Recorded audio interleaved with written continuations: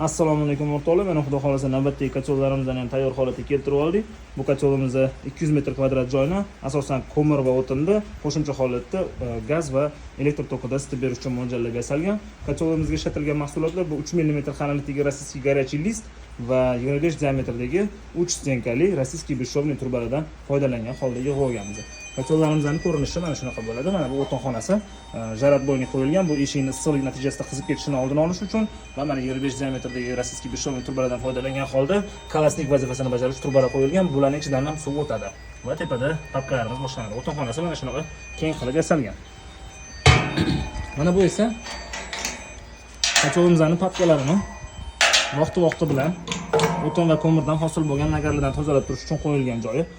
Azbizning nimadan foydalangan holda mana bunaqa germetichni yopiladigan qilib yig'ib olganmiz kacholimizning eshigini. Bu eshik doim ochib yopilishi shart emas. Oyda bir, balki undan ko'proq vaqt mobaynida bir marta ochilib tozalanish uchun mo'ljallangan xonasi.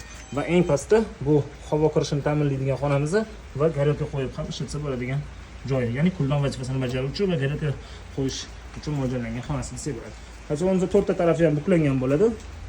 Mana bunaqa zaklopkalar berilgan. Kacholimizning har tarafi to'rtta tarafi mana shunaqa buklangan holatda bo'ladi. Faqatgina oldi tarafidan shoflar tushadi. Buyurtmalar bo'lsa bemalol buyurtma qilib olasizlar. Pastda telefon raqamlaringizni yozib qoldiramiz.